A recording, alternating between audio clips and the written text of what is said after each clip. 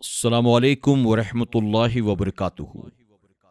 میرے پیارے آقا علیہ الصلاۃ والتسلیم کے پیارے دیوانوں، خاتون جنت حضرت فاطمۃ الزہرا رضی اللہ تعالیٰ عنہا کی کنیزوں، مکاشفۃ القلوب کے ایپیسوڈ نمبر 89 میں آپ تمام کا استقبال ہے۔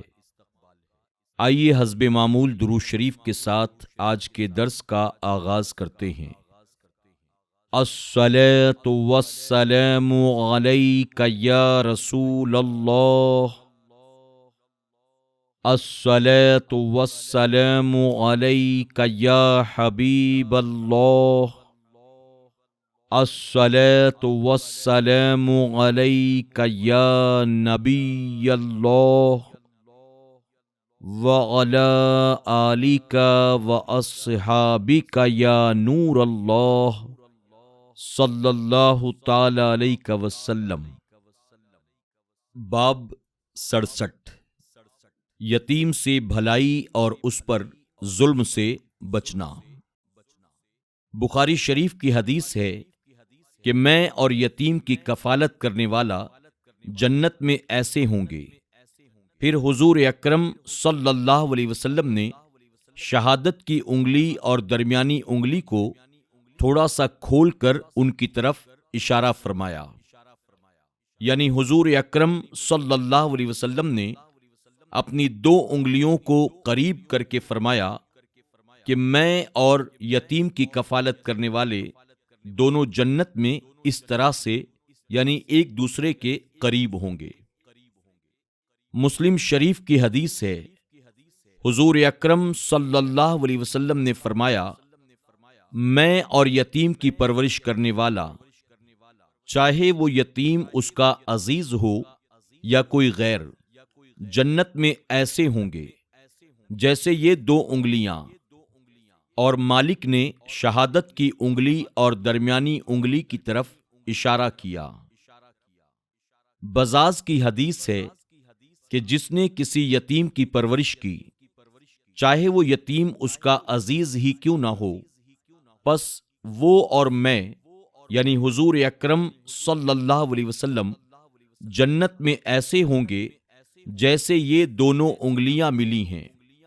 اور جس نے 3 بیٹیوں کی پرورش کی، وہ جنت میں ہوگا اور اسے خدا کی راہ میں روزہ دار اور نمازی مجاہد کے برابر ثواب ملے گا۔ ابن ماجہ شریف کی حدیث ہے کہ جس شخص نے 3 یتیموں کی پرورش کی ذمہ داری اٹھا لی، وہ اس شخص کی طرح ثواب پائے گا جو رات کو عبادت کرتا ہے، دن میں روزہ رکھتا ہے اور خدا کی راہ میں جہاد کرنے کے لیے تلوار لے کر نکل کھڑا ہوتا ہے۔ میں اور وہ جنت میں ایسے 2 بھائی ہوں گے جیسے یہ 2 انگلیاں ملی ہوئی ہیں۔ پھر آپ نے شہادت کی انگلی اور بیچ والی انگلی کو آپس میں ملایا۔ ترمذی نے صحیح سند سے روایت کی ہے کہ جس شخص نے کسی مسلمان یتیم کے کھانے پینے کے معاملے میں کفالت کی، تو اللہ تعالی اسے جنت میں بھیجے گا، مگر یہ کہ وہ کوئی ایسا گناہ نہ کرے جو بخشش کے لائق نہ ہو۔ ترمذی کی بسند حسن روایت ہے کہ جس کسی نے یتیم کی پرورش کی یہاں تک کہ وہ اپنے پیروں پر کھڑا ہونے کے لائق ہو گیا، تو اللہ تعالی اس کے لیے جنت کو واجب کر دیتا ہے۔ ابن ماجہ کی حدیث ہے، حضور اکرم صلی اللہ علیہ وسلم نے فرمایا کہ مسلمان کا سب سے بہتر گھر وہ ہے جس میں کسی یتیم سے اچھا سلوک کیا جاتا ہے، اور ایک مسلمان کا برا گھر وہ ہے جس میں کسی یتیم کو دکھ اور تکلیف پہنچائی جاتی ہے۔ ابو یعلا نے بسند حسن روایت کی کہ حضور اکرم صلی اللہ علیہ وسلم نے فرمایا، میں پہلا شخص ہوں گا جس کے لیے جنت کا دروازہ کھلے گا، مگر میں ایک عورت کو اپنے آگے دیکھ کر پوچھوں گا کہ تم کون ہو اور مجھ سے پہلے کیوں جا رہی ہو؟ وہ کہے گی میں ایسی عورت ہوں جو اپنے یتیم بچوں کی پرورش کے لیے گھر بیٹھی رہی، یعنی ان بچوں کے والد کے انتقال کے بعد میں نے دوسرا نکاح نہیں کیا اور ان یتیم بچوں کی میں عمر بھر پرورش کرتی رہی۔ طبرانی کی روایت ہے جس میں ایک کے سوا سب راوی ثقہ ہیں، اور اس کے باوجود یہ روایت متروک نہیں ہے۔ قسم ہے اس ذات کی جس نے مجھے حق کے ساتھ مبعوث فرمایا، اللہ تعالیٰ قیامت کے دن اس شخص پر عذاب نہیں کرے گا جس نے یتیم پر رحم کیا اور اس سے نرم گفتگو کی، اور اس کی یتیمی اور کمزوری پر رحم کرتے ہوئے اور اللہ تعالیٰ کے دیے ہوئے مال کی وجہ سے اسے اپنی پناہ میں لے لیا اور اس پر زیادتی و ظلم نہیں کیا۔ امام احمد رضی اللہ تعالیٰ عنہ وغیرہ کی حدیث ہے کہ جس شخص نے اللہ کی خوشنودی کے لیے کسی یتیم کے سر پر ہاتھ پھیرا تو اسے ہر اس بال کے بدلے جو اس کے ہاتھ کے نیچے آیا نیکیاں ملیں گی، اور جس شخص نے کسی یتیم سے نیکی کی یا اس کی پرورش کی تو میں اور وہ جنت میں 2 انگلیوں کی طرح ہوں گے۔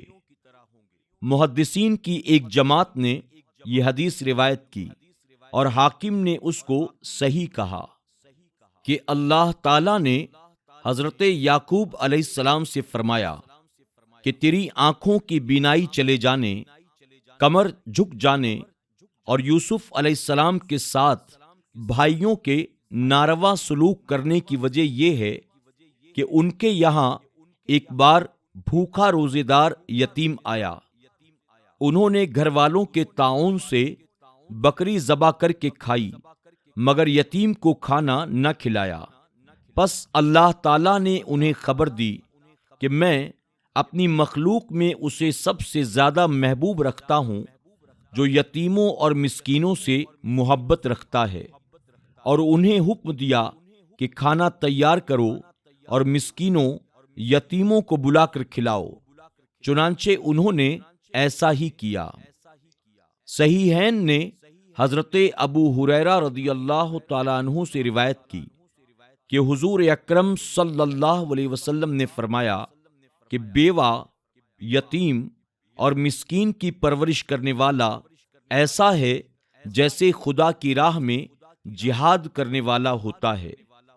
راوی کہتا ہے کہ غالباً آپ نے یہ بھی فرمایا کہ وہ اس شخص کی طرح ثواب پاتا ہے جو راتوں کو عبادت کرتا ہے اور دن میں روزہ رکھتا ہے۔ ابن ماجہ کی حدیث ہے کہ بیوہ اور مسکین کی دیکھ بھال کرنے والا مجاہد فی سبیل اللہ ہے اور اس شخص کی طرح ہے جو راتوں کو عبادت کرتا ہے اور دن کو روزہ رکھتا ہے۔ بزرگان سلف میں سے ایک سے منقول ہے کہ میں ابتدائی زندگی میں شراب کا عادی اور بدکار تھا۔ میں نے ایک دن کسی یتیم کو دیکھا تو اس سے نہایت اچھا برتاؤ کیا جیسے باپ اپنے بیٹے کے ساتھ کرتا ہے، بلکہ اس سے بھی اچھا سلوک کیا۔ جب میں سویا تو میں نے خواب میں دیکھا کہ جہنم کے فرشتے انتہائی بے دردی سے مجھے گھسیٹتے ہوئے جہنم کی طرف لے جا رہے ہیں، اور اچانک وہ یتیم بیچ میں آ گیا اور کہنے لگا اسے چھوڑ دو تاکہ میں رب سے اس کے بارے میں گفتگو کر لوں، مگر انہوں نے انکار کر دیا۔ تب ندا آئی اسے چھوڑ دو۔ ہم نے اس یتیم پر رحم کرنے کی وجہ سے اسے بخش دیا ہے۔ پھر میں جاگ پڑا اور اسی دن سے میں یتیموں کے ساتھ انتہائی باوقار سلوک کرتا ہوں۔ سادات کے کھاتے پیتے گھرانوں میں سے ایک گھر میں سید زادیاں رہتی تھیں۔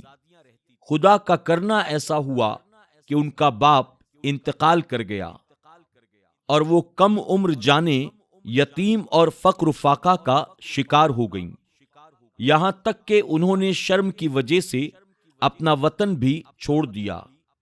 وطن سے نکل کر کسی شہر کی ویران مسجد میں آ کر ٹھہر گئیں۔ ان کی ماں نے انہیں وہیں بٹھایا اور خود کھانا لانے کے لیے باہر نکل گئی۔ چنانچہ وہ شہر کے ایک امیر شخص کے پاس پہنچی جو مسلمان تھا اور اسے اپنی ساری روداد سنائی، مگر وہ نہ مانا اور کہنے لگا، تم ایسے گواہ لاؤ جو تمہارے بیان کی تصدیق کریں، تب میں تمہاری امداد کروں گا۔ اور وہ عورت یہ کہہ کر وہاں سے چلی گئی، میں مسافر ہوں، آخر گواہ کہاں سے لاؤں؟ پھر وہ ایک مجوسی کے پاس آئیں اور اسے اپنی کہانی سنائی۔ چنانچہ اس مجوسی نے ان کی باتوں کو صحیح سمجھ کر اپنے یہاں کی ایک عورت کو ساتھ بھیجا کہ انہیں اور ان کی بیٹیوں کو میرے گھر پہنچا دو۔ اس شخص نے ان کی عزت اور احترام میں کوئی کسر نہ رکھی۔ جب آدھی رات گزر گئی تو اس مسلمان امیر نے خواب میں دیکھا کہ قیامت قائم ہو گئی ہے اور نبی کریم صلی اللہ علیہ وسلم نے اپنے سر مبارک پر لواء الحمد باندھا ہے اور ایک عظیم الشان محل کے قریب کھڑے ہیں۔ اس امیر نے آگے بڑھ کر پوچھا، یا رسول اللہ صلی اللہ علیہ وسلم، یہ محل کس کا ہے؟ آپ نے فرمایا، ایک مسلمان مرد کے لیے ہے۔ امیر نے کہا، میں خدا کو ایک ماننے والا مسلمان ہوں۔ اور حضور اکرم صلی اللہ علیہ وسلم نے یہ سن کر فرمایا، تم اس بات کے گواہ لاؤ کہ واقعی تم مسلمان ہو۔ وہ بہت پریشان ہوا تو حضور اکرم صلی اللہ علیہ وسلم نے اس سیدہ عورت کی بات یاد دلائی جس سے اس نے گواہ مانگے تھے۔ امیر یہ سنتے ہی اچانک جاگ کھڑا ہوا اور اسے انتہائی غم و اندوہ نے آ گھیرا۔ وہ اس سیدہ عورت اور اس کی بچیوں کو تلاش کرنے کے لیے نکل پڑا اور تلاش کرتے کرتے اس مجوسی کے گھر جا پہنچا اور اس سے کہا کہ یہ سید زادی اور ان کی بچیوں کو مجھے دے دو، مگر مجوسی نے انکار کر دیا اور بولا، میں نے ان کے سبب عظیم برکتیں پائی ہیں۔ امیر نے کہا، مجھ سے 1000 دینار لے لو اور انہیں میرے سپرد کر دو، لیکن اس نے پھر بھی انکار کر دیا۔ تب اس امیر آدمی کے دل میں اسے تنگ کرنے کا خیال آیا اور مجوسی اس کی بری نیت دیکھ کر بولا، جنہیں تم لینے آئے ہو میں ان کا تم سے زیادہ حقدار ہوں، اور تو نے خواب میں جو محل دیکھا ہے وہ میرے لیے بنایا گیا ہے۔ کیا تجھے اپنے مسلمان ہونے پر فخر ہے؟ بخدا میں اور میرے گھر والے اس وقت تک نہیں سوئے جب تک کہ ہم سب اس سیدہ کے ہاتھ پر اسلام نہیں لے آئے، اور میں نے بھی تیری طرح خواب میں رسول اللہ صلی اللہ علیہ وسلم کی زیارت کی ہے، اور آپ نے مجھ سے فرمایا، کیا سید زادی اور اس کی بیٹیاں تیرے پاس ہیں؟ میں نے عرض کی، ہاں یا رسول اللہ صلی اللہ علیہ وسلم۔ آپ نے فرمایا، یہ محل تیرے اور تیرے گھر والوں کے لیے ہے۔ مسلمان امیر یہ بات سنتے ہی واپس لوٹ گیا، اور اللہ تعالی بہتر جانتا ہے کہ وہ کس حرمان و یاس کے ساتھ واپس ہوا ہوگا۔ میرے پیارے آقا علیہ الصلوۃ والتسلیم کے پیارے دیوانوں، خاتون جنت حضرت فاطمۃ الزہرا رضی اللہ تعالیٰ عنہا کی کنیزوں، اسی کے ساتھ آج کا ہمارا یہ درس مکمل ہوا۔ آج ہم نے یتیم کی کفالت کے تعلق سے، یتیم سے محبت کے تعلق سے بہت ہی پیاری باتیں سماعت کی۔ اللہ رب العزت ہمیں اور آپ کو حضور اکرم صلی اللہ علیہ وسلم کے ان فرامین پر عمل کرتے ہوئے یتیموں سے محبت کرنے، ان کے ساتھ شفقت و رحم کا سلوک کرنے کی توفیق عطا فرمائے۔ اب اجازت، انشاءاللہ زندگی رہی تو کل پھر آپ کی خدمت میں حاضر ہوں گے ایک نئے ایپیسوڈ اور ایک نئے باب کے ساتھ۔ تب تک کے لیے اجازت دیں، اپنا خیال رکھیں اور اپنی دعاؤں میں ہمیں ضرور یاد رکھیں۔ السلام علیکم ورحمۃ اللہ وبرکاتہ۔